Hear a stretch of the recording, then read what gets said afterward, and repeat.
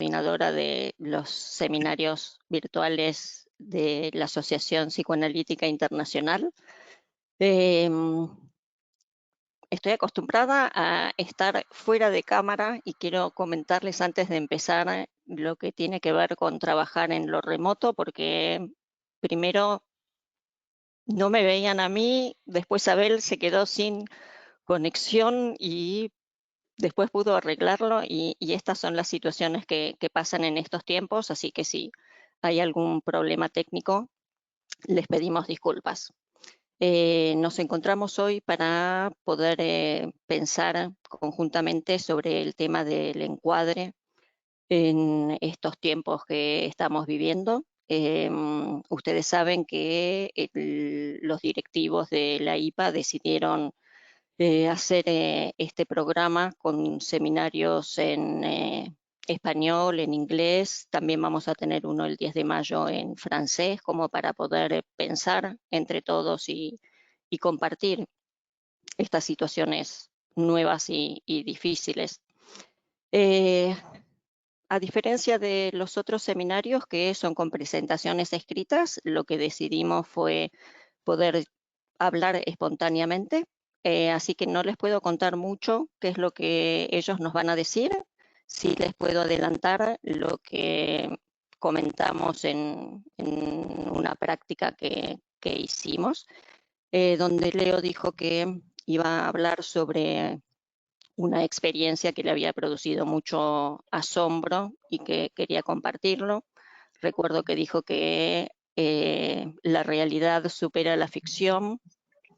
Después vamos a escuchar a Cristina, que lo que dijo en su momento estaba relacionado con la importancia del encuadre, relacionado con la analizabilidad. Y después Abel, que comentó que quería hablar sobre la idea de trauma y depresión, sobre los prejuicios en relación al trabajo virtual y pensar la práctica ideal versus el tema del encuadre interno del analista. Después que los escuchemos a ellos, vamos a tener un espacio para que puedan intercambiar sobre las distintas ideas que van a comentar. Desde ahora, en el panel a la derecha van a encontrar un campo donde dice preguntas y pueden ir escribiéndolas. Y en los últimos 30 minutos yo les voy a leer a ellos las preguntas que Inés Vidal va a elegir de lo que ustedes planteen.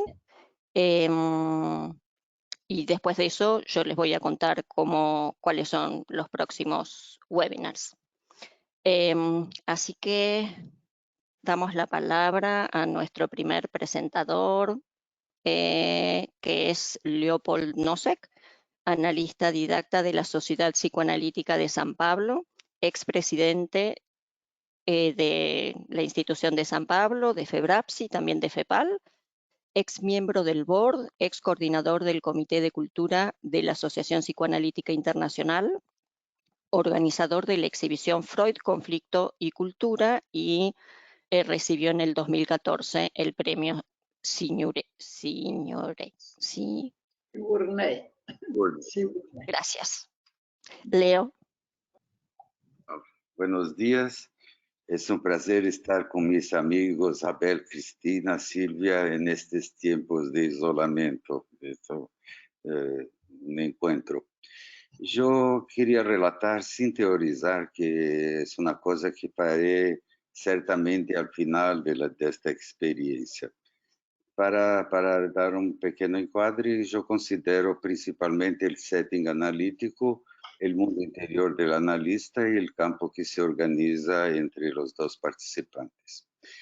Quería contarles que en Brasil tenemos dos pandemias. Tenemos la pandemia del virus y tenemos una pandemia muy extraña, que es una pandemia política, porque la cuarentena es recusada por el líder de la nación, porque tiene 35% de apoyo de la población, lo que es una cosa muy asustadora también. Entonces vivimos dos miedos simultáneos. Es como si la cuarentena fuera un asunto de la izquierda y del centro, y la derecha se combatería la cuarentena. Como todo tiene efectos colaterales, porque con toda esta pandemia en la situación política, hay una vuelta al prestigio de la ciencia, del papel del Estado en el manejo de las situaciones de crisis. Nosotros tenemos un sistema precario, pero es un sistema universal de salud, diferente de los Estados Unidos. Y nosotros tenemos que hacer frente a esto. Quería contarles que lo que yo siento principalmente es una acentuación del tiempo actual. Es muy difícil y yo siquiera intento pensar qué mundo vamos a encontrar al final de esto. Me es suficiente que ya estoy completamente cambiado en mi vivir actual. Y creo que en esta situación del tiempo actual nosotros hacemos face a dos extremos de patología, la negación, que es epidémica en mi país, y el pánico. Y son dos extremos que hacemos face y debo decir que hay momentos que también yo paso por pánicos, por negaciones y por miedos y por todo esto. Yo he salido de mi consultorio tomado de un miedo intenso al pasar a la cuarentena y al trabajo de un modo virtual. Yo tenía enormes preocupaciones con mi familia, con la mía sobrevivencia material, con mis economías, con lo que pasa con la economía y un miedo también, como soy del grupo de riesgo, obviamente un miedo personal. Y debo decir que también tenía una preocupación porque soy un abuelo proveedor aún. Entonces, yo tengo una larga familia. Entonces, yo me retiré en casa, para mi casa, sin saber qué iba a acontecer y tomado de miedos intensos. Y así comencé a trabajar. Pienso que esto sucedió con todos. Comencé a trabajar por aplicativo que yo estaba en contra toda la vida. Una vez en Madrid me preguntaron qué pienso con trabajar con aplicativos. Le dije que hablo con mi mujer todas las noches, pero en ningún momento ella piensa que estoy con ella. Entonces, transportado este argumento para el trabajo y las pocas tentativas que yo he hecho no me han agradado. Pero hay una cosa que no se puede discutir, no hay alternativa, no hay otra alternativa. Entonces entré en contacto con todos mis pacientes y debo decir que todos aceptaron, todos están de cuarentena. Yo he perdido una hora de trabajo en este momento, lo que me fue muy sorprendente y debo decir que nosotros analistas también sufrimos de carencias y somos analistas cuando tenemos a alguien delante. Entonces, esto fue muy reasegurador porque era una carencia que yo temía intensamente, de perder mi fuego profesional, mi práctica, mi trabajo, que es muy central en mi existencia. Debo decir que he perdido un horario, lo que fue muy sorprendente, apenas uno. Y empecé a trabajar con la computadora. Y al principio era terriblemente cansativo. Yo me di cuenta, con el pasar del tiempo, que me tornaba muy cansado porque me miraba a la pareja, hablaba con voz de teléfono, al final del día la garganta me dolía y hay un terrible reloj que marca centésimos de segundo para tornarnos perseguidos con la puntualidad. Entonces, al final de la primera semana yo estaba extenuado y he aprendido a manejar. Entonces, cuando la persona quiere ver mi imagen, que son análisis con la persona sentada, yo pongo, sé que está me mirando, pero no me preocupo y no la miro. Me quedo solto y hablo con la sala. He aprendido a implementar la atención fluctuante, que al principio estaba parasitada por la atención al aplicativo. Entonces ahora ya estoy acostumbrado y digo que he pasado de la fase aguda de la cuarentena para la crónica. Ya estoy en otro momento. Lo que me ha sorprendido terriblemente es que puedo hacer un trabajo muy relevante por aplicativo. Es muy diferente hablar por aplicativo con los pacientes do que con los amigos. Con los amigos es frustrante porque la conversa no camina y a pocos he percebido que hablo poco con los amigos porque es una conversa insuficiente. Obviamente sinto falta de mi familia, pero el contacto por aplicativo con la familia también es muy insuficiente, diferente de lo que pasa en las análisis. Las análisis, para mi sorpresa, han permitido un trabajo relevante. Las personas traen sueños, están evoluindo. Yo pensaba traer algunos ejemplos, pero tengo miedo de un aplicativo, la cosa de la privacidad.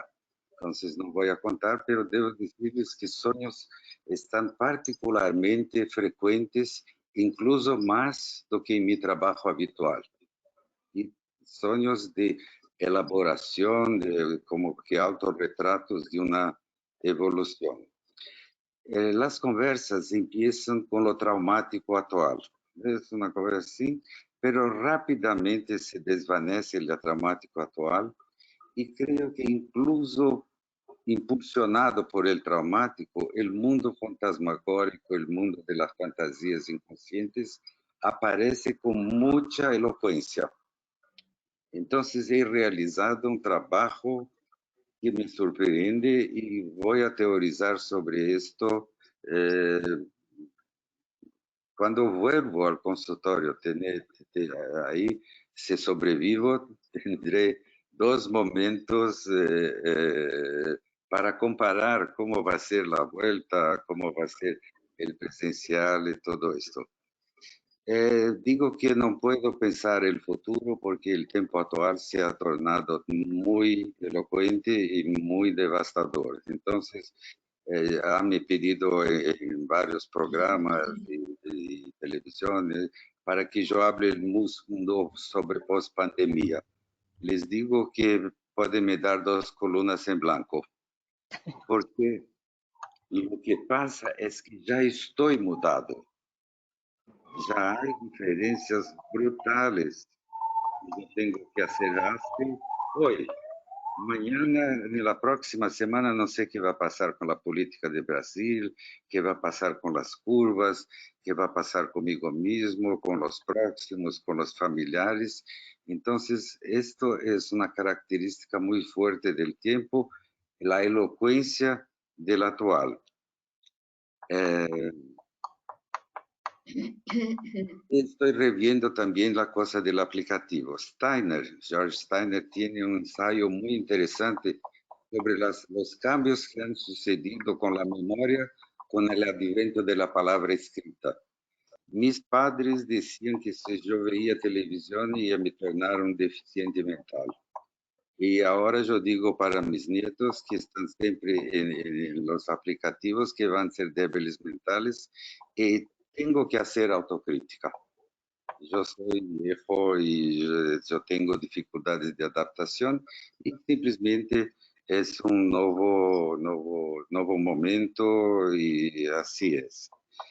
Yo tengo para mí una consigna que yo he aprendido con el psicanálisis. ¿Qué hago?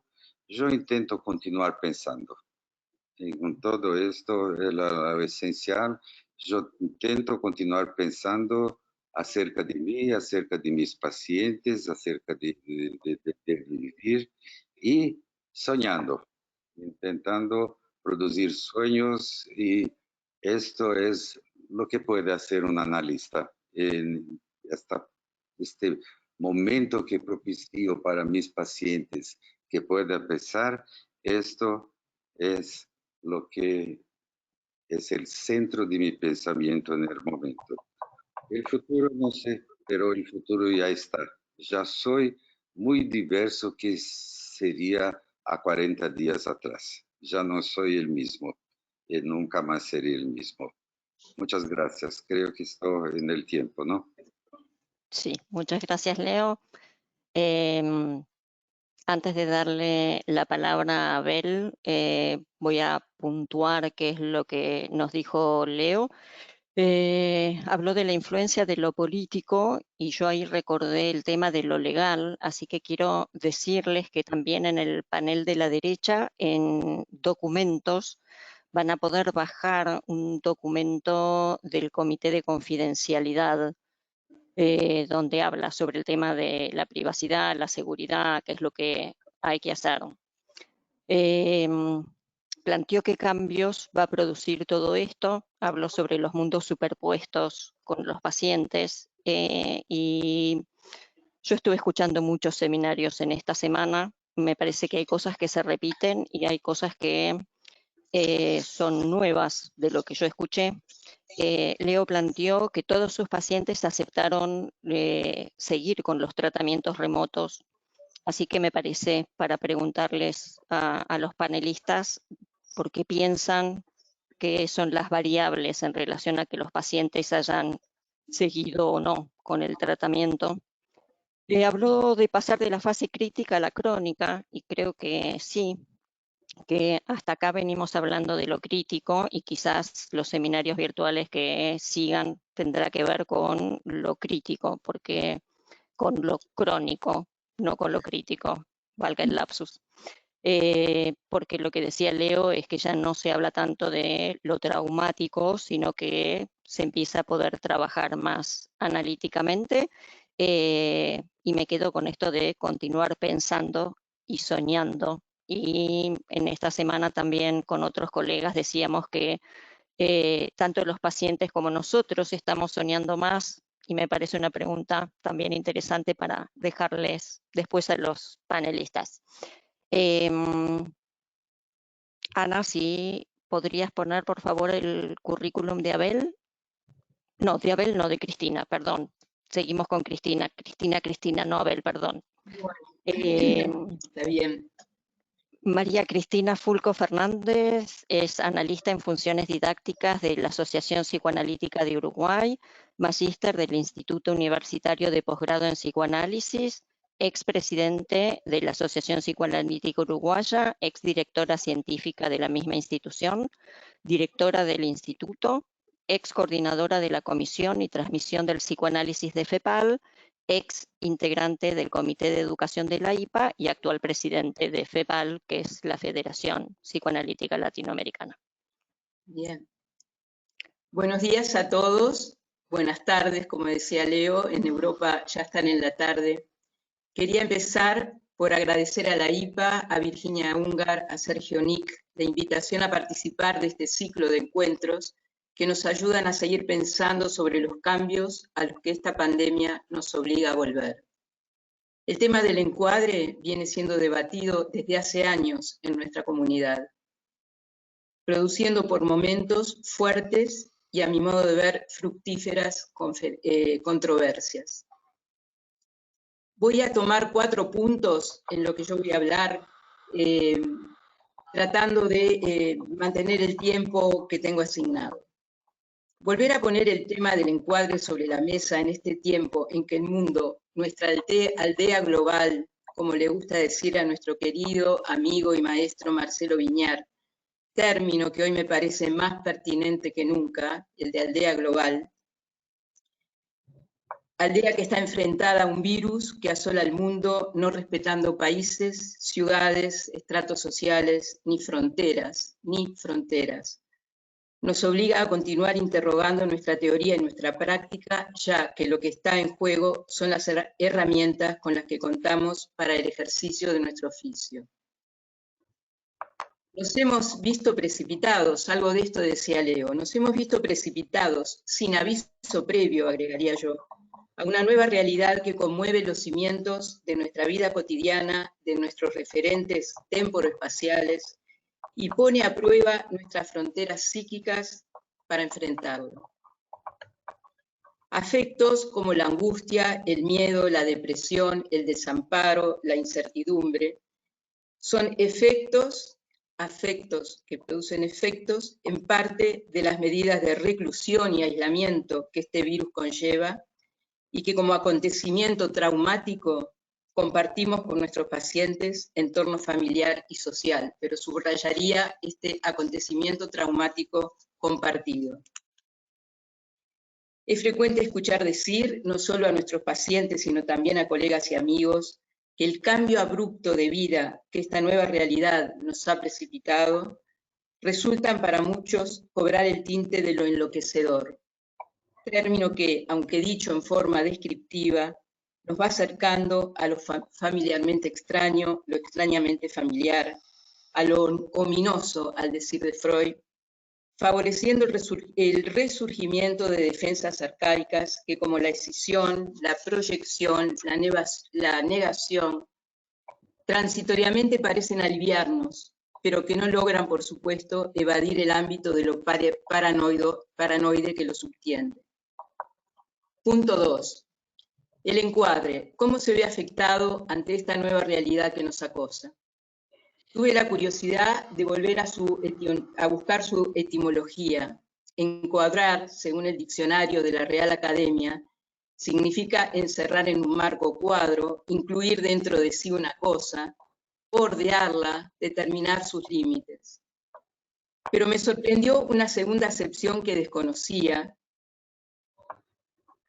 que me evocó lo animal y lo instintivo, y que es meter o tener el ganado en la cuadra. Es esto lo que me evocó lo animal y lo instintivo. Como popularmente se dice, todos llevamos adentro. Tal vez desde esta acepción, vía asociación libre, encontré definido de una manera diferente, pero no contradictoria, lo relativo al mundo pulsional, concepto central, sí, de nuestro paradigma, que me llevó a recordar lo que plantea John Laplanche al referirse al espacio analítico como lugar pulsional puro. Mundo pulsional que da cuenta, entre otros andamiajes centrales de nuestra teoría, como lo son el conflicto psíquico, el deseo, el inconsciente, la sexualidad y la transferencia, y que sin ellos la analizabilidad no es posible, si queremos hablar de psicoanálisis, claro. Cualquiera sea el trabajo que hagamos, se trate de un paciente individual, pareja, familia, grupo o instituciones, son términos, son elementos, son conceptos que tenemos que tener presentes. Sería redundante recordar que Freud no utilizó este término en forma explícita, sino que habló de una serie de escritos técnicos en los que establecía reglas generales como vías de acceso al trabajo con lo inconsciente que permitirían el desarrollo de todo el proceso analítico. Todos estos elementos los vamos seguramente a tomar después en nuestro diálogo y en el intercambio con las personas que nos escuchan. Punto 3. Para seguir bordeando el tema de este encuentro, me gustaría poner en cuestión los elementos que considero están siendo especialmente afectados en el contexto de esta pandemia. En primer lugar, la regla de abstinencia, elemento central a mi modo de ver de todo proceso analítico, vinculada a la necesaria frustración en el paciente como condición de regresión y emergencia del deseo, pero también dando cuenta de la necesaria privación en el analista. Conceptos todos que subtienden las condiciones para el surgimiento de la transferencia en ambos integrantes del proceso. Me importa aquí diferenciarlo de la neutralidad. La neutralidad es un término que ha sido trabajado en distintos webinars en los que yo estuve. Diferenciarlo de la neutralidad, Freud lo llamaba indiferencia, noción que me cuesta compartir, dado que parece aludir a la distancia afectiva del analista, excluyendo la actividad libidinal y comprometida con su paciente y con el proceso analítico, así como el movimiento afectivo y pulsional que se da en él, en el analista, en el contexto de las transferencias y que responden a la dinámica inconsciente-consciente. Importa también recordar el contrato, que no lo voy a repetir, frecuencias, sesiones, que se suma al marco estable, al no proceso, al decir de Blecher, depositarios de aspectos primitivos y simbióticos de la relación originaria. Encuadre es silencioso, pero que hace ruido cuando se transgrede, y esto es una cosa a pensar en estos tiempos de encuadres impuestos y cambios impuestos en el encuadre. Entonces, regla de abstinencia, frustración, regresión, privación son conceptos que a mi modo de ver subtienden las condiciones para el surgimiento de la transferencia en ambos integrantes del proceso, siendo condiciones para mí de analizabilidad. ¿Para qué sirve el encuadre? Me comentaba una joven estudiante en un ateneo del hospital universitario en el que yo trabajo, y decía, ¿es un cliché que tienen ustedes los analistas? ¿Es un ritual? ¿Ustedes cumplen rituales? Esto me hizo pensar muchas cosas y podría decir que, como dijimos, el encuadre habla de contención y límites que remiten también a la prohibición incestuosa, convirtiéndose al mismo tiempo en protección y amenaza. Si sumamos la idea de ser un marco pretendidamente estable de la situación, como decía recién, que permite el despliegue de la vida pulsional por los derroteros de la transferencia, posibilitando así un espacio de interrogación sobre el conflicto y el dolor psíquico. Si lo pensamos también como lugar simbolizante, que por estar sometido a reglas y prohibiciones, contribuye a mantener la simetría entre los integrantes de la dupla y habilita la mirada hacia las representaciones internas y el despliegue de las fantasías, favoreciendo el trabajo con la ausencia, las pérdidas, los duelos en su alternancia de encuentros presenciales. Encuadre interior del analista, dirá Luisa Urtubey, como internalización del encuadre del propio análisis del analista, cuya función es actuar nuevamente como tercero en su dimensión preconsciente-inconsciente, alertando frente a la instalación de un vínculo dual y no discriminado. Punto 4. Y si hablamos de los otros elementos del método que contiene el encuadre, el par dialéctico constituido por la asociación libre, entendiendo que no es privativa esta asociación, por supuesto, del paciente, sino que toca también al analista. La atención flotante, la transferencia y contratransferencia o transferencia del analista. ¿No están acaso siendo puestos al máximo grado de tensión en este giro abrupto de nuestras coordenadas al que nos ha inducido esta pandemia, obligándonos a cambios en la técnica que por su carácter de urgencia y rompiendo las barreras temporo-espaciales, nos han impedido en el correr de cortas semanas, por lo menos yo lo he vivido así, el tiempo necesario para procesar a nivel psíquico el surgimiento de procesos primarios que esta urgencia habilita? ¿Cómo hacer coexistir las reflexiones sobre la técnica presentes en la obra freudiana y en autores post-freudianos con los cambios a los que esta nueva realidad nos enfrenta?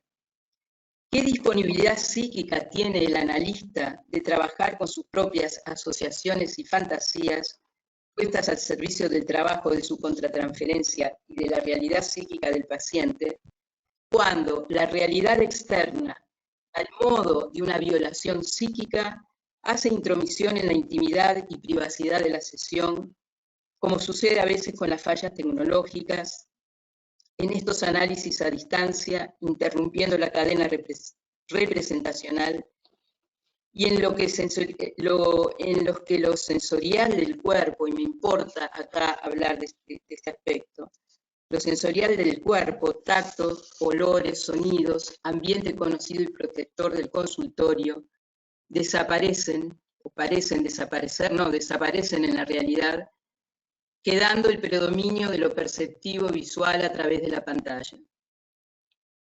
Si compartimos la idea que los elementos contenidos en el encuadre son construidos cada vez en cada encuentro a lo largo del proceso y al resguardo del calor transferencial, ¿qué cambios podemos introducir hoy en este contexto traumático que por colectivo comparten analista y paciente, sin que se desnaturalice la tarea analítica. ¿Cómo tramitar duelos que tienen la característica de ser compartidos? ¿Cuáles son sus límites? ¿Qué es lo no negociable? Preguntaba hace años una joven candidata en un encuentro de institutos, y creo que es una pregunta que mantiene total actualidad en estos tiempos de cambios fuertes. Y la escucha. Oímos frecuentemente de parte de nuestros colegas el plus, lo nombraba a Leopoldo, el plus de cansancio que sentimos al final del día, luego de trabajar con los mismos pacientes que recibimos en nuestros consultorios en encuentros presenciales.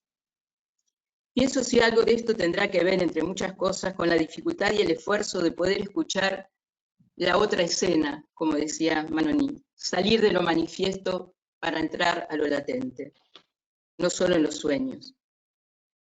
Cuando la sesión es inundada por el relato angustioso y amenazante de la realidad fáctica, promovida además por el desborde informativo de los medios de prensa, que de manera abrumadora y descontrolada nos informan sin cesar sobre la cantidad de muertes, de infectados, de portadores que nos pueden infectar, promoviendo intensas vivencias persecutorias que, como he visto en algunos pacientes, llevan al yo a límites de sus defensas psíquicas. Porque en esta situación, yo veía las pocas veces que puedo salir a la calle, siento que soy perseguidora y me siento perseguida. Cuando nos encontramos con alguien que pasa al lado, lo evitamos, estamos tomando medidas todo el tiempo, todas estas cosas que ustedes saben. Finalmente, y termino, me pregunto, si este pasaje obligatorio al análisis a distancia podrá abrir nuevos caminos para pensar la teoría y los cambios en la práctica. Al mismo tiempo, vamos descubriendo la capacidad de las sociedades psicoanalíticas de dar respuestas solidarias, creativas, muchas veces impensadas. Los grupos de ayuda, los teléfonos abiertos a la demanda social, la información a través de la prensa de los analistas, a familias, padres, colegios, sosteniendo el dolor, pero también la esperanza. Yo creo que subrayar este término de la esperanza es lo que nos puede ayudar, no solamente porque esta pandemia se termine, sino que podamos transformar, reformular y seguir trabajando con los instrumentos y las herramientas que sostienen nuestro paradigma. Bueno, por acá quería dejar porque creo que se acabó el tiempo y va a ser interesante ahora después pasar al diálogo, ¿sí? Muchas gracias.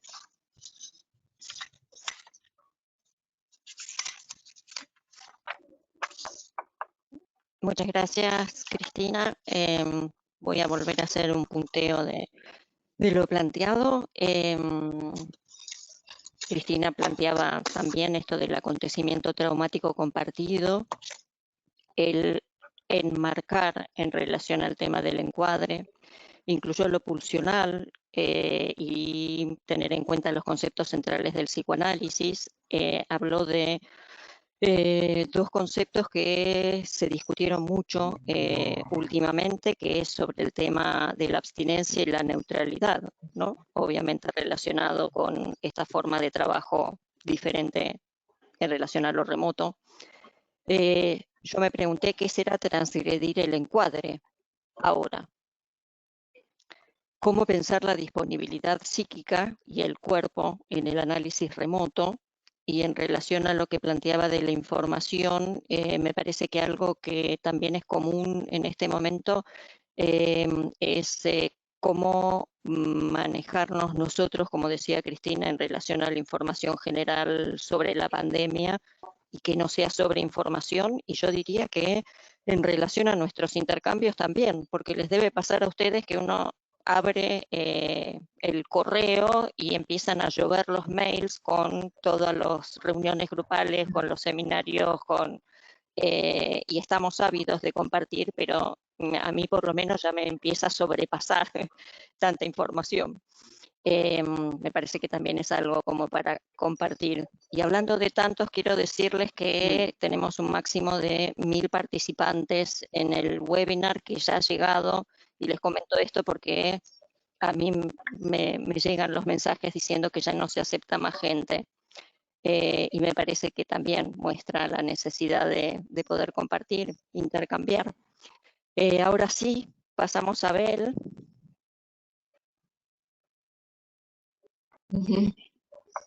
Ana, si podés poner el... Ahí estamos.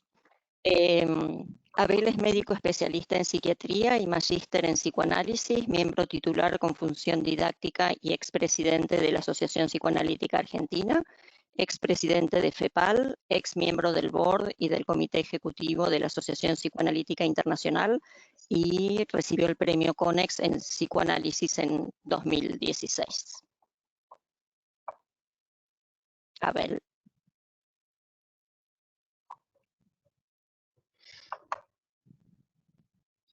Bueno, muchas gracias, Silvia. Es un gusto poder estar aquí con amigos No te queridos, estamos escuchando, Cristina, Abel. Silvia, Leopoldo. Ahora sí. Y agradezco la posibilidad de estar aquí hablando con ustedes. ¿Sí? Les agradezco entonces la posibilidad de estar acá con amigos, conversando con todos ustedes. Mariano Orenstein decía hace poco, escribía que en este momento pensar que el otro contagia necesita también pensarse que el otro puede ayudar. Luis Martín Cabré decía en un webinar anterior que este tipo de reuniones, este tipo de intercambios tiene un efecto balsámico. Y creo que tanto Leo como Cristina se refirieron a lo útil que son este tipo de reuniones, no solo por lo que nos aportan y nos hacen aprender, sino también porque nos hacen bien. ¿Sí? Nos hace bien esta presencia del otro, cuidadora, sanadora, en relación a este momento que estamos viviendo. Como dijo Silvia, pensaba hablar de algunas cosas que planteé en el webinar de FEPAL hace una semana respecto del tema de trauma, pero voy a dejar eso, los invito en todo caso a ver esa conferencia que tuvimos hace una semana de FEPAL, y me voy a dedicar a algo que me interesa especialmente compartir con ustedes en relación con esta práctica, que es el tema de algunos prejuicios que esto nos está mostrando que tenemos los analistas con lente magnificada. O sea, no es que no supiéramos, por lo menos en mi caso, que tenemos estos prejuicios, pero me parece que este tipo de contexto sirve como para patentizarlos. Estamos en un momento, como Jorge Bruce decía en esa reunión, en donde es difícil pensar. Y citaba a una escritora argentina, Mariana Enríquez, que dice que es un momento de pensar corto. Y me parece que es una descripción, como decía Jorge, muy interesante, que podamos aceptar que estamos en un momento de pensar corto. Leo decía antes que quizá de acá en algún tiempo, cuando retome su trabajo en su consultorio, va a poder pensar más. Entonces, aceptando que estamos en un momento de pensar corto, podemos decir algo respecto de lo que nos genera esto, más nuestras ocurrencias, más que pensar demasiado acerca de ellas. Hay dos temas que a mí me parece que son importantes en relación con los prejuicios. El primero tiene que ver con el prejuicio del oro puro del psicoanálisis. Y en ese sentido, pensaba que cuando leí el título para el cual nos invitaron a hablar, el encuadre, pensé, digo, ¿por qué en este contexto los psicoanalistas estamos pensando en el encuadre? ¿Qué nos preocupa del encuadre para tener que hablar del encuadre? Cuando el encuadre, en realidad, Leo lo dijo antes cuando empezó, es un instrumento del analista. O sea, Cristina lo definió bien, ¿para qué sirve el encuadre? La colega joven que le preguntó a Cristina no es un cliché, no es algo artificial, no es un ritual. Y a veces yo tengo la sensación de que se ha transformado en algo parecido a eso. La caricatura que nos invita a este webinar tiene un diván. No podemos salir de esa caricatura del psicoanálisis con un diván. Esta tiene el chiste de que tiene una pequeña aparatito ahí puesto en el diván. O sea, rompe esa caricatura que es identificar el psicoanálisis con el diván. Entonces, me parece que un primer tema que a mí me gustaría pensar es que estamos siempre pensando en la nostalgia del oro puro. ¿Cuándo vamos a volver al diván? ¿Cuándo vamos a volver al consultorio? ¿Qué diferencia tiene esto con lo que teníamos antes? ¿Cómo se aplica lo que teníamos antes a lo que tenemos ahora? y creo que es un camino que nos lleva a una encerrona. Me parece que no nos sirve quedarnos en la nostalgia del oro puro. Esto no lo inventé yo, lo dijo un colega chileno, que no puedo acordarme, estaba tratando de acordarme el apellido y no me lo puedo acordar, que decía que mientras el oro puro está guardado en el banco, hay mucha gente que se muere de hambre. Y además, que con el oro puro no se puede hacer nada. El oro puro solo se puede guardar. El oro se trabaja en aleaciones. Y en ese sentido, me gusta esta idea que traía Leo de pensar que el encuadre, el setting, o como se quiera llamar, es algo que no tiene que ver con el ritual, con ese dispositivo a veces ritualizado, casi caricaturesco, sino más bien con eso que se crea, ese campo que se crea entre analista y paciente. Y que cada analista tiene que pensar cuál es la forma mejor de trabajar en ese campo. Entonces, primer prejuicio, no nos quedemos nostálgicos del oro puro y aprovechemos para pensar que no hay un encuadre, hay muchos encuadres y que cada analista tiene su encuadre con cada paciente. Yo pensaba mientras los escuchaba a ustedes, yo me sorprendí enviándole un WhatsApp a un paciente, digamos, en este contexto, y no es algo que hago habitualmente, nunca mandé, más que para coordinar un horario, nunca mandé un WhatsApp con un contenido a un paciente. Y me acordaba de un trabajo de hace muchos años de una colega de la APA que contaba cómo continuaba un proceso analítico entre sesiones con un paciente que vivía afuera a través de cartas. Y pensaba que quizá no escribimos más cartas, pero lo que tenemos ahora es este medio y que más que quedarnos nostálgicos de lo que no podemos hacer, quizá podemos explorar nuevas formas de intervención, por ejemplo, a través de mandar un WhatsApp. No lo recomiendo, cuento lo que hice y cómo para pensarlo cómo lo podemos usar. El segundo prejuicio, a mí me gustaría, digamos, conversar con ustedes, tiene que ver con el prejuicio a lo interdisciplinario. Siempre, así como estamos preocupados por el encuadre, estamos preocupados por la dilución del psicoanálisis. Algo así como que si nosotros leemos otras cosas, se diluye el psicoanálisis. Si interactuamos con neurocientíficos, con filósofos, con antropólogos, se nos diluye el psicoanálisis. Y me parece que es otra encerrona a la cual nos puede llevar y que este tipo de situaciones son como especialmente útiles para poder patentizarlas. Silvia decía que recibimos muchas cosas en estos días y a mí les digo la verdad, me da curiosidad de leer otras cosas, de escuchar otras cosas que dicen otra gente que no son psicoanalistas. Yo coincido con lo que contó Cristina, lo que contó Leo, lo que contaron la vez pasada los colegas que hablaron de esto. Creo que estamos más o menos de acuerdo respecto de lo que vemos, pero me parece que hay cosas que vale la pena pensarlas, que tienen una complejidad tal que el psicoanálisis solo no puede dar cuenta. Julio Campos, un colega de Porto Alegre, me mandó el otro día un pequeño trabajo de él, donde él decía que tenemos que lidiar con tres cosas: con el virus, con la cuarentena, con el arrasamiento digital. Me impactó eso del arrasamiento digital. Y en los últimos días leía mucho, ustedes lo dijeron, Leo habló y Cristina, del impacto que tiene ese arrasamiento digital, sobre todo en gente de nuestra generación, los que estamos acá por lo menos, que somos ignorantes digitales, no somos nacidos digitales y somos casi ignorantes digitales. Y Julio decía que, paragoneando a Ortega y Gasset, que ser letrado en este sentido, no ser ignorante digital, es saber de las computadoras y de sus circunstancias. Esto me parece que es muy importante. Empezamos, Silvia dijo, con una dificultad. A mí se me interrumpió el servicio de internet y entré en pánico porque no sabía cómo iba a resolver este tema, que por suerte se resolvió solo en un minuto. Ese arrasamiento digital nos enfrenta a una situación tan ansiógena como es el miedo que produce el virus como dijo Leo, a contagiarse, a la situación económica, etcétera, etcétera. Entonces, coincido con Julio, el virus, la cuarentena y el arrasamiento digital. A mí me parece que estas cosas tenemos que tenerlas presentes en relación a nuestra práctica cotidiana.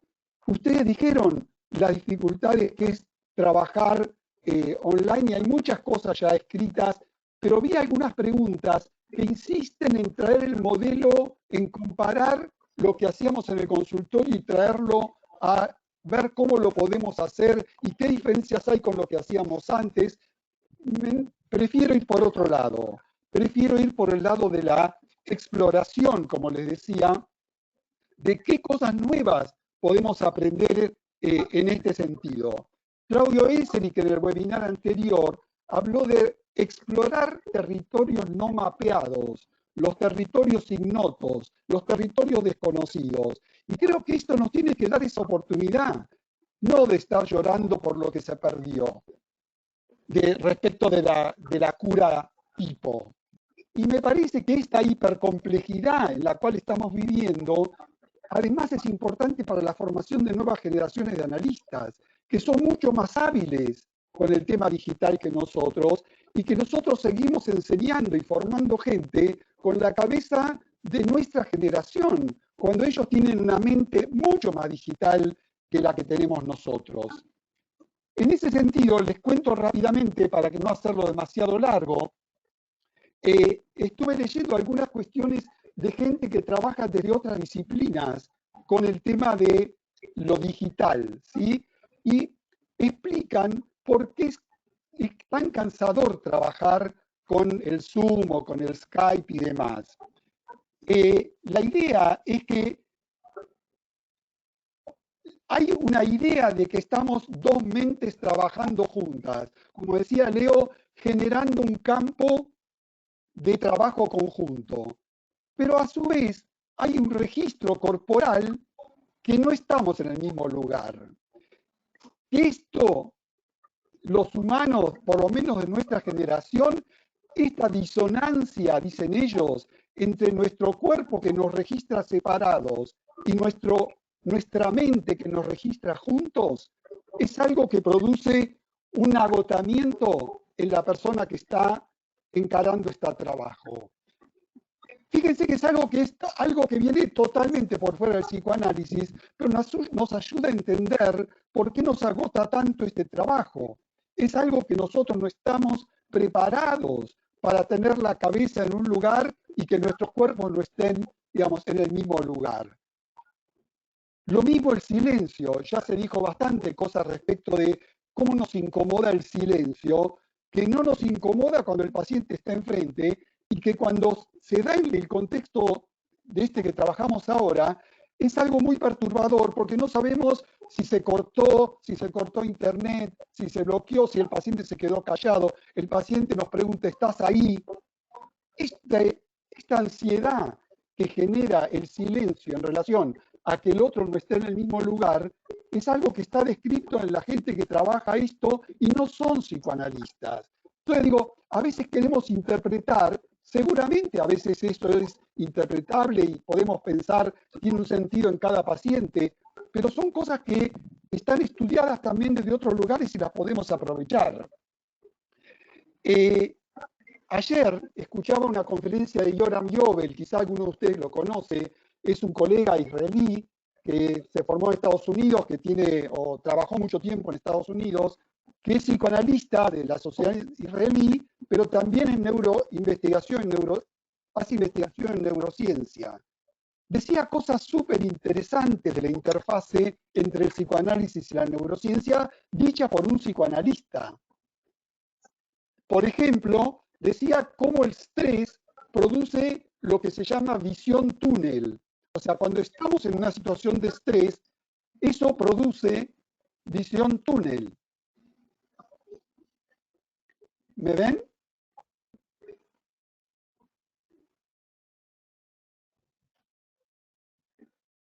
Sí. ¿Perdón? Sí. Sí, ustedes me ven, a mí se me fue la imagen. Bien. Les decía, cómo el estrés Sí, produce visión túnel. Entonces, cuando estamos en una situación de Sí, estrés, por todas estas razones que decía que Julio describió bien, nosotros vemos como si fueran un túnel, vemos solo lo que está enfrente de nosotros. Y eso, para un trabajo como el nuestro, como es pretender una asociación, una atención libremente flotante, es muy difícil, porque es muy difícil de lograrlo objetivamente, estar en una situación de estrés y tener una visión, lo que él llamaba una visión en perspectiva. Entonces, para ir terminando, pienso que quedarnos nostálgicos del oro puro no nos sirve, que creo que es una buena oportunidad para vencer prejuicios, para ir por los límites, por las interfaces, por las fronteras, como es el próximo Congreso de FEPAL del psicoanálisis, y me parece que podemos aprender mucho de este tipo de situaciones. Bueno, muchas gracias.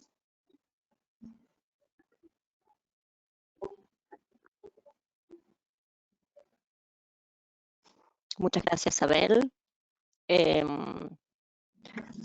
Abel nos habló del momento de pensar corto, me pareció importante esto.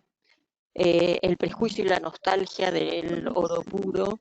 Él planteó que para él el encuadre es algo que es de cada situación individual, como cada caso clínico, digamos, un encuadre para cada paciente.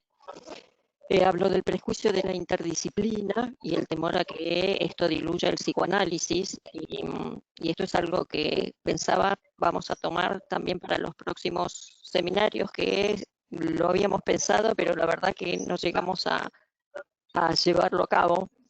Y esto de generar conceptos nuevos, y yo pensaba, porque varios dijeron cuando volvamos al psicoanálisis, que en realidad no volvemos, no se puede, aunque quisiéramos volver a algún punto, ¿no? Así que bueno, tenemos ahora unos minutos para que puedan intercambiar entre ustedes sobre las cosas que cada uno pudo generar en el otro, y después abriremos a la parte de las preguntas. Vuelvo a reiterar que las pueden escribir del lado derecho del panel. Sí, Cristina.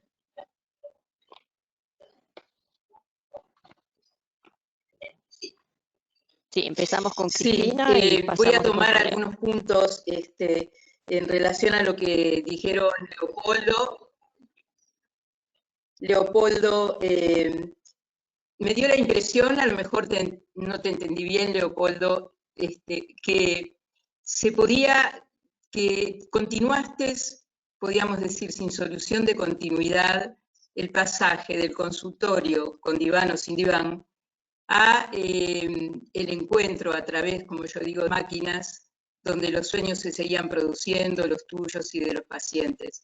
Yo quería decir que a mí me pasó algo distinto. A mí me pasó algo de entrar en un periodo de shock, podríamos llamarlo así, y que recién ahora, después de este mes y medio, los pacientes empiezan a soñar, yo puedo soñar, puedo sostener un poco más la atención flotante. Entonces, no creo que este pasaje no haya traído consecuencias, no solo en los pacientes ni en los analistas. Pasó también que los pacientes de diván, a mí me ha pasado con muchos pacientes, tuvimos que encontrarnos frente a frente. ¿Por qué? No porque no tuvieran diván en su casa, sino porque de repente hay pacientes con los que mantengo las sesiones adentro del auto. ¿Por qué? Porque en su casa no hay privacidad, en sus empresas no hay privacidad, y bueno, son estas variaciones que por supuesto las aceptamos y podemos trabajar así, pero que abre una infinita capacidad de variaciones y de transformaciones que tenemos que hacer. Lo otro que quería, en relación a lo que decía Abel, como siempre Abel dice cosas provocativas, el asunto del diván y el oro puro. Yo no sé si el oro puro del psicoanálisis alguna vez existió. Freud lo dijo así, ¿no? Para no pasar al cobre. Pero también creo que no sé si es la nostalgia del diván, porque alguien puede estar 5 veces por semana en un diván y no analizarse, y alguien puede estar frente a frente. a una frecuencia mínima, por lo menos de 3 veces por semana, y hacer muy buenos, trabajar muy bien analíticamente. Y esto de las mentes digitales, la mente digital, evidentemente las generaciones anteriores a estas personas del millennium no tenemos mente digital, pero creo que a pesar de la mente digital, hay situaciones que no creo que tengan que ver con los prejuicios, porque vos y yo compartimos lo que dijimos, con cada paciente se instaura un encuadre que va variando según los momentos del análisis, según la estructura del paciente, y nos vamos acomodando. Y yo creo que lo central es poder seguir trabajando analíticamente, teniendo en cuenta los conceptos fundamentales del psicoanálisis.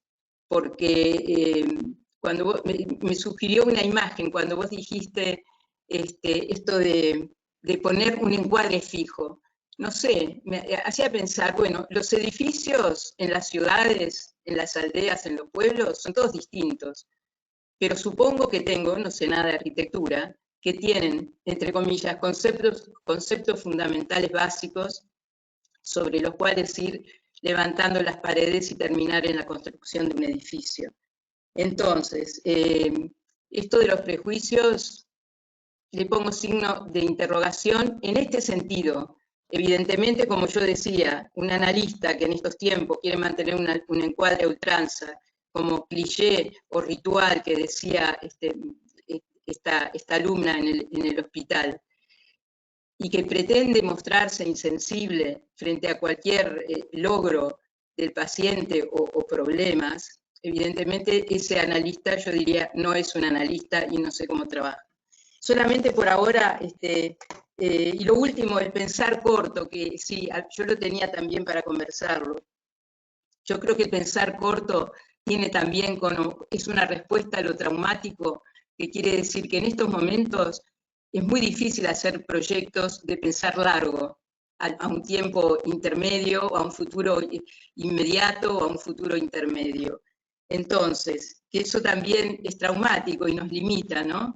Y forma parte de las carencias que estamos viviendo nosotros y los pacientes. Y lo que decía Leopoldo y lo que acaba de decir Silvia, no vamos a volver a lo mismo. Seguramente volvamos y ojalá enriquecidos después de esta experiencia en la que podamos seguir transformando lo anterior, lo nuevo, que todavía no sabemos qué es, pero que nuestras herramientas analíticas fundamentales creo que las vamos a poder seguir utilizando y poder seguir trabajando como psicoanalistas.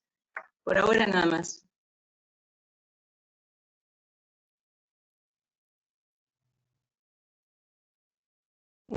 Leo.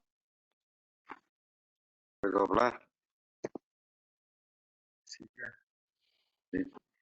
Yo quería frisar una cosa. Ahora se te escucha, Leo. Yo me siento plenamente analista. Y incluso yo me he sentido plenamente analista. Plenamente. Yo tengo para la cosa formal, yo he discutido los aspectos formales del setting hace 25 años atrás en la IPA. Y yo no quiero más discutir esto. La preparación del analista es su mundo interior, su psique, esto para mí es definitivo. Entonces, yo tengo pacientes que quieren mirar, eran los pacientes que estaban sentados. Hay pacientes que hacen análisis en su lecho y nos cumprimentamos. Al comienzo desligamos la cámara. Hay pacientes que incluso no quieren el cumplimiento. Estamos hablando solamente por voz. Y el traumático empieza las sesiones. Nosotros estamos con un cuerpo diferente. Si usamos una palabra médica, estamos sob estrés. La adrenal funciona diferente, los hormonios, el batimiento cardíaco, la respiración. Hay una ansiedad de base. Entonces, esto está sin duda. Y eso un poco empieza las sesiones o aparece en el medio. Pero, para mi sorpresa, caminhamos para esferas profundas do psiquismo.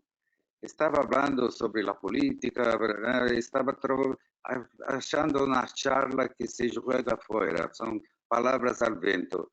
Y en el medio el paciente se acuerda un episodio en Alemania que uno puso un anuncio que quería comer un pênis y que mucha gente, para sorpresa, lo ha respondido y el episodio ha acontecido. Y esto fue objeto de un julgamento muy famoso hace unos 15 años atrás. Entonces empezamos a trabajar niveles de canibalismo, de castración, de las partes más primitivas de su funcionamiento mental. Y yo me siento muy analista y trabajando en este plano.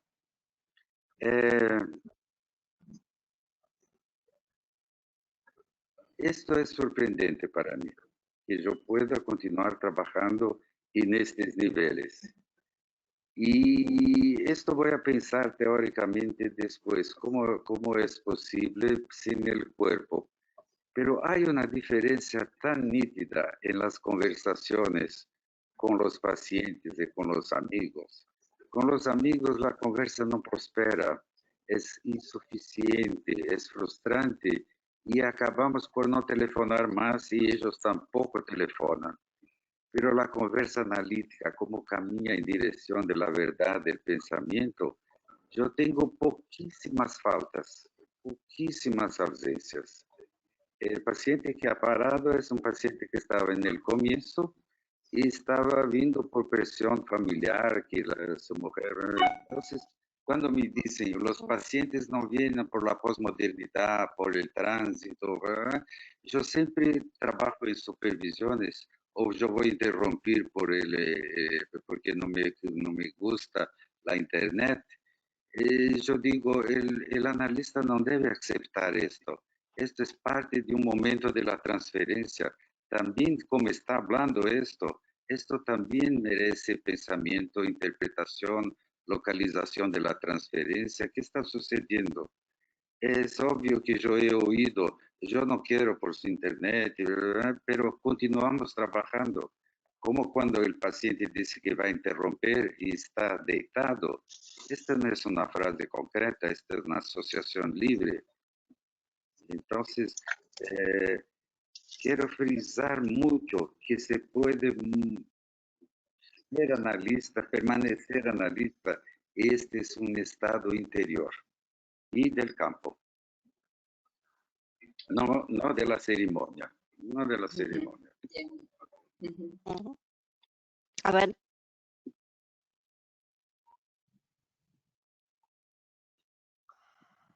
Sí, me pasó, digamos, creo que los dos dijeron, creo que los pacientes nuevos tuvieron como, o sea, yo trabajo más o menos un 70%, digamos, 3 de cada 10 pacientes, digamos, un 70% aceptó seguir, algunos pocos prefirieron no seguir y en general son los pacientes más nuevos.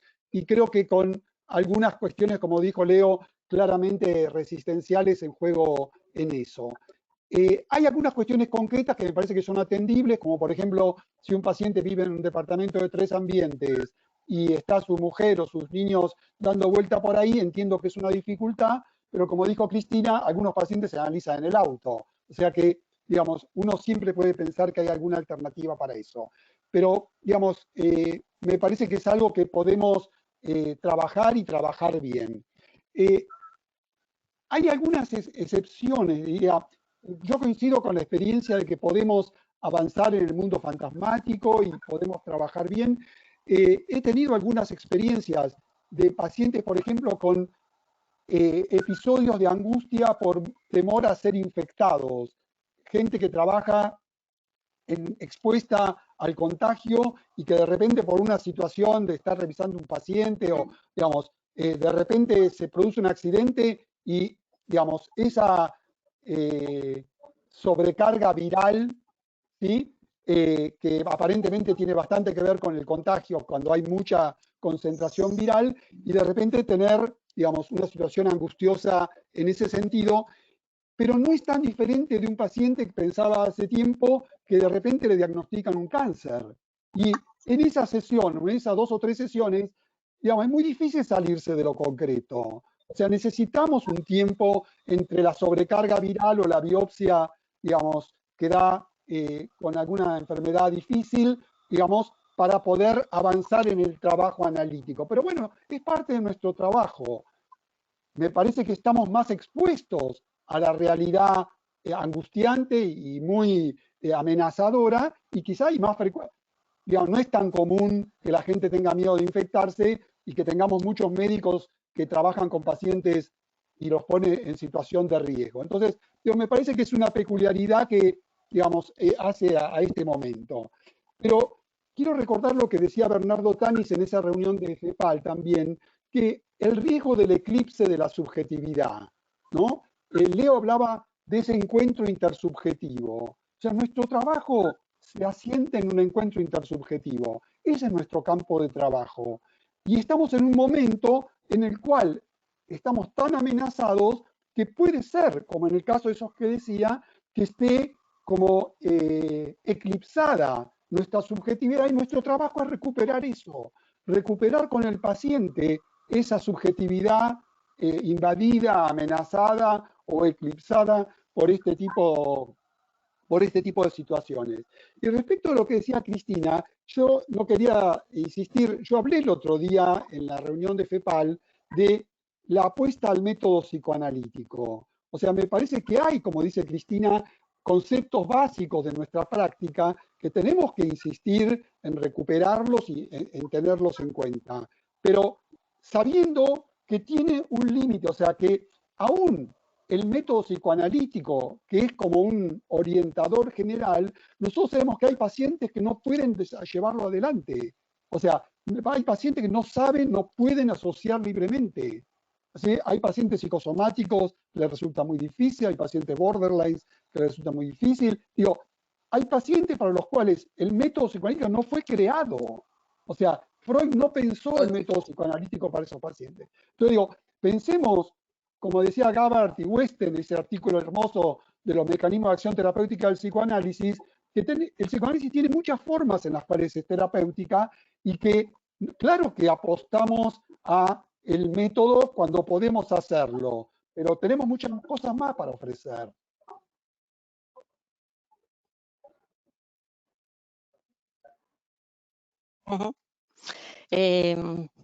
Yo voy a, no sé si se me está escuchando. Ahí, sí, les aclaro que por ahí, sí, cuando cambiamos el micrófono hay unos minutos que por ahí escuchan silencio. Hablando de adaptarnos, yo voy a hacer un cambio porque es la 1:10 y estuve leyendo las preguntas, que son muchísimas. En general las publicamos y yo lo que hice fue anotarme unos puntos que se reiteran de las diferentes personas. Igual va a haber un grupo de postdiscusión, así que se podrá seguir charlando sobre esto. Una es cómo pensar en intervenciones comunitarias desde el psicoanálisis, también desde lo virtual, porque hay mucha gente afectada desde lo psicológico y que es importante pensar también en salir de la consulta privada. Me pareció interesante para ampliar este tema del encuadre. Otras preguntas tienen que ver con cómo manejar en este momento el tema económico, porque hay mucha gente que no está recibiendo sus sueldos. Entonces, ¿cómo piensan, qué piensan ustedes en relación al tema y en relación a la disminución de la frecuencia? Y otra cosa que se reitera es si se habla sobre la pandemia o no. Por ahí lo uniría con lo que decía Abel en relación a una cirugía, hablar de lo concreto. Y otra de las preguntas que no lo vi acá, pero mucha gente sí traía con los colegas que intercambié, es sobre las preguntas personales, ¿no? Porque así como creo que también Abel dijo que se sorprendió mandando un WhatsApp, los pacientes nos preguntan, ¿no? ¿Cómo estamos? Los que trabajamos con gente en el exterior, en especial, ¿cómo se está viviendo en tu país? ¿No? Y creo que en este sentido, hablando de encuadre, hay algo que cambió bastante. Así que yo les daría estas preguntas a los tres y que cada uno de ustedes vaya tomando en el tiempo que queda lo que quiera decir al respecto. Empezamos por Cristina.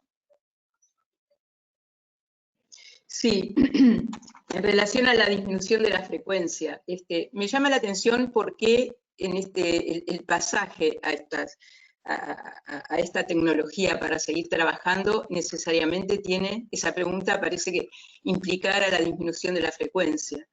Pero yo vuelvo a decir que más allá de la frecuencia, por supuesto para nosotros los analistas, o al menos para mí, por experiencia personal y por la experiencia de nuestros análisis propios, a mayor frecuencia hay posibilidad de trabajar mejor. Y que a menor frecuencia, supongamos, habrá análisis, podrán existir análisis de una vez por semana durante todo el periodo, no digo en distintos momentos del análisis. Si no nos pasa lo que ahora vos preguntabas, Silvia, en relación a algo que dije de la abstinencia, de que se inunda la sesión de lo concreto y anecdótico del día a día y de la semana. Y en relación a la abstinencia, como nosotros estamos viviendo lo mismo, por eso decía, se puede deslizar esa situación a que nosotros también nos enganchemos o nos unamos al paciente para hablar, hago una caricatura, de la cantidad de muertos, de lo que pasó ayer, de lo que pasa hoy en nuestro país. Entonces, no sé si por ahí estoy contestando. En cuanto a la salida a la comunidad, es lo que decía hace un rato, que a mí me ha sorprendido la riqueza de nuestras sociedades analíticas en la posibilidad de salir a trabajar en la cultura, en la universidad, todo en vía virtual, ¿no? En asesoramiento a profesores, en asesoramiento a gente que está muy deprimida, muy angustiada, de teléfonos permanentes.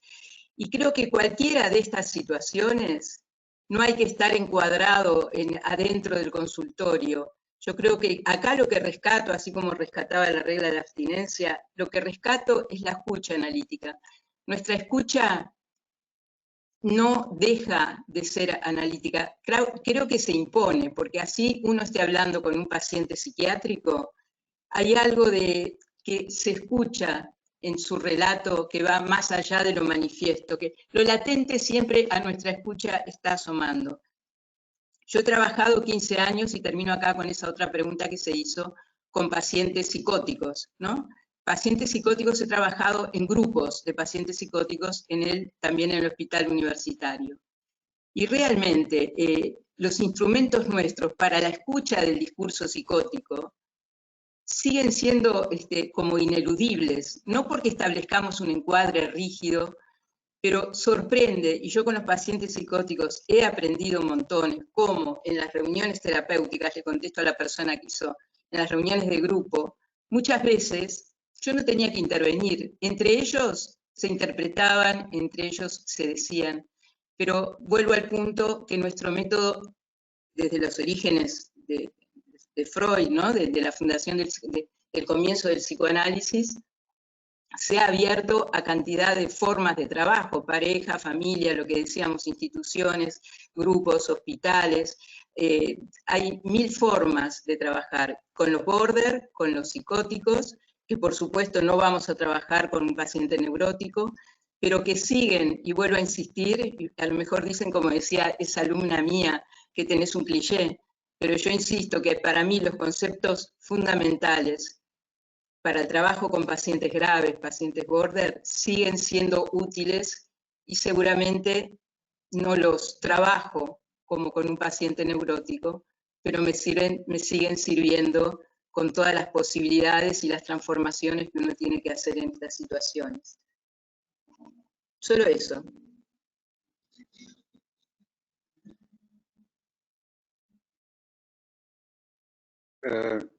Yo creo que el trabajo con la comunidad Sí. es una cosa esencial. ¿Se oye? Ahora. Pode oír, sí. Y creo que Sí. eso no es un cargo pessoal, pero es un cargo institucional. La Sociedad de San Pablo se encargó de ofrecer a los profesionales de salud un intercambio por aplicativo. Y creo que muchas instituciones en San Pablo porque hubo como que un movimiento político, incluso de participación diante de la situación política de Brasil, que ha incrementado esta participación de los analistas. Y San Pablo tiene una tradición y un trabajo muy desarrollado con la comunidad. En relación a frecuencia y al económico, cuando una persona habla de lo económico, yo siempre escuto que está hablando de recursos. Y recursos tiene que ver con recursos psíquicos, la existencia y todo esto. Cuando es una cuestión de plata, yo hago arreglo. Hay una persona que no puede pagar por una situación externa. Digo, cuando esto se arregla, me paga, otro pide una reducción y yo lo hago. Yo no trato de reducir las sesiones que hemos combinado al inicio. Intento mantenerlas y hago algunos arreglos económicos, pero también es una asociación libre. No tengo recursos y son reales también, y son también traumáticos. ¿Qué pasó con las aplicaciones, con las economías, con el trabajo? Todo eso es realidad. Pero voy a insistir, incluso cuando me preguntan una cosa personal, ¿cómo va? Yo digo, estoy bien, pero estoy mal. Mal, pero estoy bien, o tengo miedo, me preocupo con mi familia. Esto no es una intimidad. No estoy abriendo mi castración, mi complejo de Édipo. Estoy hablando de una cosa muy simple. Entonces, compartimos una situación. Estoy también en una situación traumática. Y también tengo todas las preocupaciones con lo económico, con la sobrevivencia. Hay momentos que soy tomado de pánico, puedo subir las escaleras de 4 porque estoy perdido y muy asombrado por lo que pasa. Yo tengo mis propios fantasmas que también resurgen. Por ejemplo, en este fascismo que está en Brasil, yo tengo terrores muy diferentes de mi mujer que no tiene una ascendencia judía. Entonces yo tengo, cuando veo grupos armados, multitudes haciendo manifestaciones violentas, yo tengo otros fantasmas. Ella tiene miedo. Yo muchas veces tengo terror por lo que pasa. Es diverso, pero no tengo ningún problema de decir esto es aterrorizante o estoy sobre una situación también muy difícil, pero vamos a trabajar. Y mismo cuando se habla de la conjuntura política o de la pandemia, esto no tiene una duración muy larga. Nosotros tenemos 45, 50 minutos. Y esto rápidamente la transferencia se impone y el trabajo va para otro plano. Y yo también aprendo. Yo hoy pienso que el asombro que yo hablaba es más asombroso que yo pensaba. Yo pienso que la pulsión de muerte está en otro plano que yo la pensaba antes. Yo leo esto desde la facultad, pero cada vez es una altura diferente, con asociaciones diferentes. Entonces también estoy aprendiendo. Castración, que he trabajado con 2 pacientes, era un concepto muy con otras asociaciones, una radicalidad que no tenía en mi complexo teórico.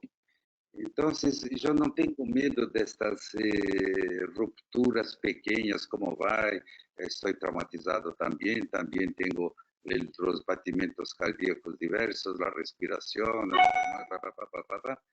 y tengo la confianza que la transferencia va a ser más poderosa y va a me puxar para otros planes. Y esto acontece.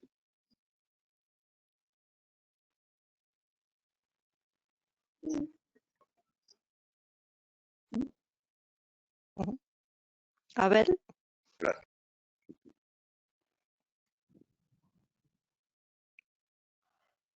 Sí.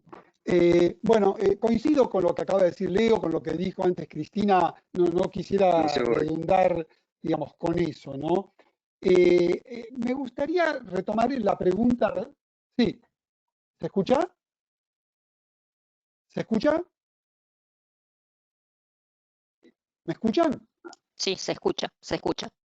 Ujú. Sí, Me gustaría retomar la pregunta respecto de la... Sí, Ahora. Respecto del tema de lo económico, coincido con Leo, es algo que, digamos, uno puede solucionar y arreglar con el paciente con cada situación especial. No me parece que sea una situación, digamos, determinante y me parece que no vale demasiado abundar sobre eso. Me gustaría sí detenerme en el tema de lo comunitario, porque me parece que es algo que todas las sociedades han hecho, y me alegro, pero que no tenemos demasiado pensado cómo hacerlo, y he visto dificultades importantes en la implementación de esa ayuda. Por ejemplo, una sociedad en Buenos Aires ofrece contención emocional, otra ofrece una escucha, ¿sí? Otra ofrece atención en la urgencia, ¿sí? Cuando el paciente llama o la persona, digamos, que está preocupada llama, creo que tenemos que tener algún tipo de entrenamiento para ver qué es lo que queremos ofrecerles. La persona llama pensando que uno le va a dar un remedio, le va a dar una receta, le va a dar la receta que no consigue, le va a seguir viendo. Y me parece que vuelvo a lo que decía antes respecto de la formación. Creo que tenemos que empezar a pensar que las cosas no son intuitivas y de buena voluntad nada más, y que tenemos que empezar a entrenarnos en este tipo de abordajes de situaciones donde hay como una demanda comunitaria que no es la del paciente que viene a nuestro consultorio o que va a un hospital. Y un punto especial en relación con esto es la presencia de los psicoanalistas en los medios, que me parece que también es un tema muy importante. No sabemos hacer eso, tenemos que aceptar que no lo sabemos hacer y que eso tiene sus reglas. Esta gente que les decía que leí hace estos días, decía que es muy difícil cuando uno está en este tipo de dispositivos no sentirse tentado por la imagen de uno en la pantalla, que hay una tendencia natural a ver cómo uno está saliendo en la pantalla y que no es aconsejable porque distrae. Se aconseja no tener la pantalla todo el tiempo prendida, porque si uno se tienta, y que hay como una necesidad de una actitud performativa, tipo como de actuar, digamos, generando algo con la actuación, que tenemos que tratar de evitarla porque nos sale automáticamente. Ahora, esto entre nosotros somos 1000 personas, pero cuando lo escuchan 50.000 o 500.000 personas, tenemos que saber cómo se hace eso para no estar mirando en la cámara nuestra cara, como uno ve que pasa con muchas personas que, bueno, no están entrenadas para eso. Entonces, está bueno que hagamos un trabajo comunitario y que ayudemos a nuestra población, pero también aceptemos que no lo sabemos y que hay gente que estudia esas cosas y nos pueden enseñar. Gracias.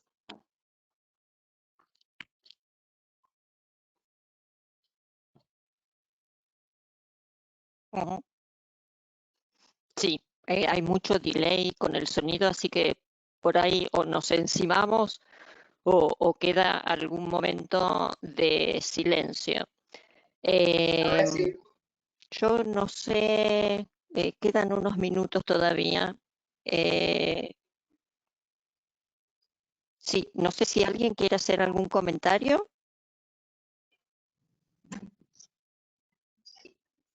Sí, Cristina. Estamos todos Puede con ser. los micrófonos habilitados, así que pueden hablar. Sí. Bueno.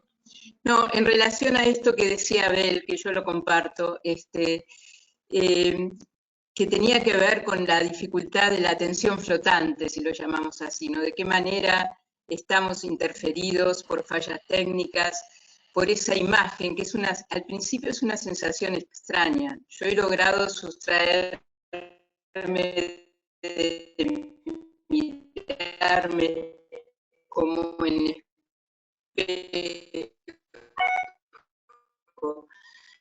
pero al comienzo parecía la sesión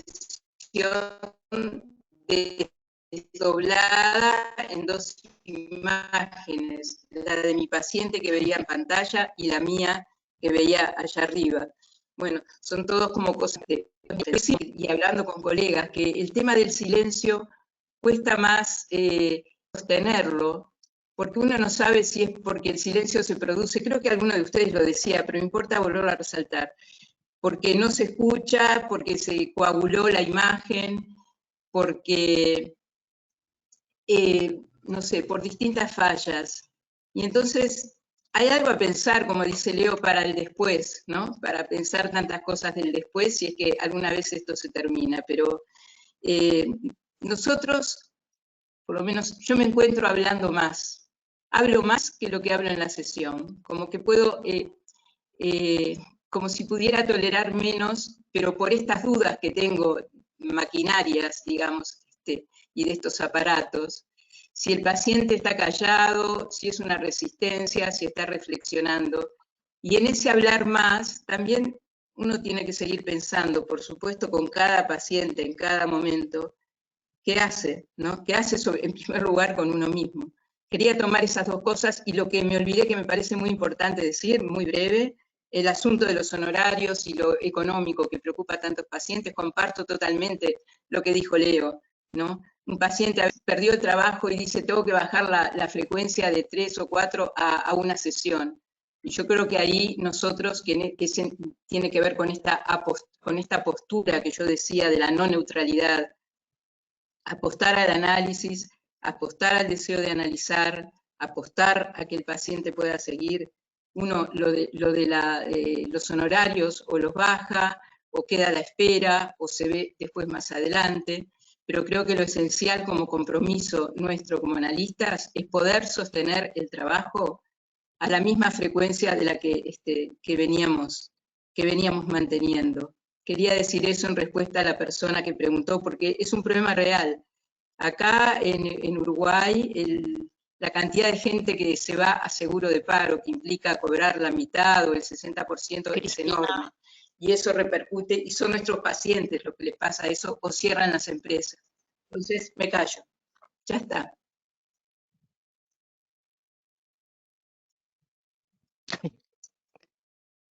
Quería decir Leo. también que si el paciente está en análisis, yo no voy a abandonar. ¿Sí? Si el paciente está en análisis y hay una cuestión realmente económica y hay necesidad, en este momento, por mi compromiso, no voy a interrumpir. Entonces, hacemos algún arreglo y nunca me arrepiento porque el paciente siempre responde con responsabilidad.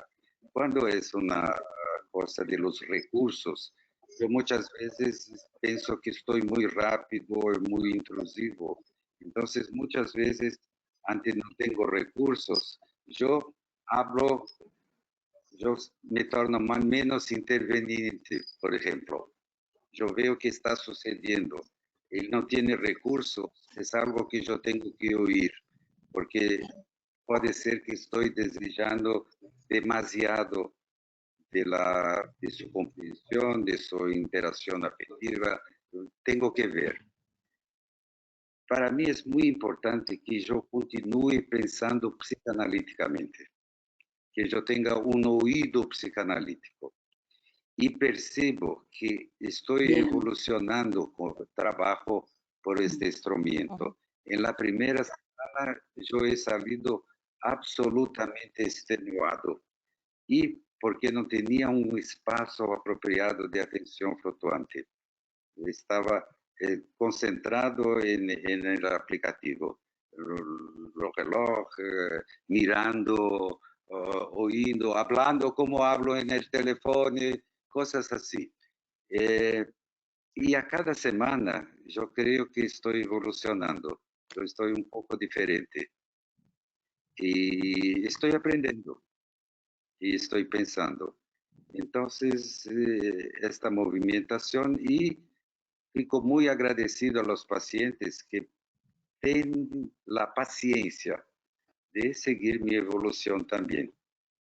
Entonces, ellos toleran mis limitaciones y me dan el espacio de tiempo de aprendizado. Es un trabajo a cuatro manos.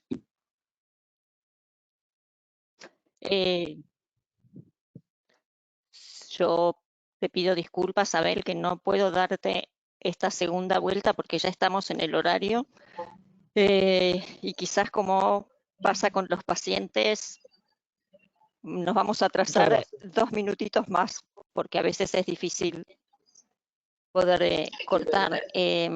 Muchísimas gracias a los tres, sumamente interesante. Creo que más allá de lo que cada uno se lleve, yo me llevo el que sigamos pensando psicoanalíticamente, y que creo que esto es lo central y que nos aúna a todos. Como verán en el slide, bueno, en la pantalla, hay una página que abrimos especialmente sobre el coronavirus, donde van a encontrar la lista de distribución de mensajes. Hay distintos artículos, revistas, videos, guías, consejos. Como les decía, después de este seminario va a haber una posibilidad de seguir discutiendo sobre todos estos conceptos en relación a este seminario y en español, y también vamos a tener 2 próximos seminarios virtuales. Ana, si me podés poner la otra ficha, por favor.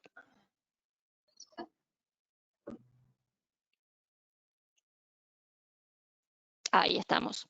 El próximo seminario va a ser el 10 de mayo en francés sobre la pandemia en el corazón humano, con Robert Aseo, Sylvie Dreyfus Aseo, Martín Gauthier y Atmar Horn.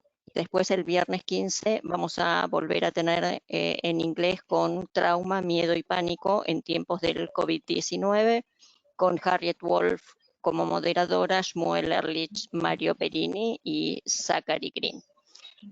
Bueno, con esto, muchísimas gracias a los panelistas, muchas gracias a todos los que nos escucharon. Gracias a los directivos de la IPA también por todo esto, y nos despedimos hasta el próximo seminario virtual. Bien. Adiós. Hasta luego. Chao.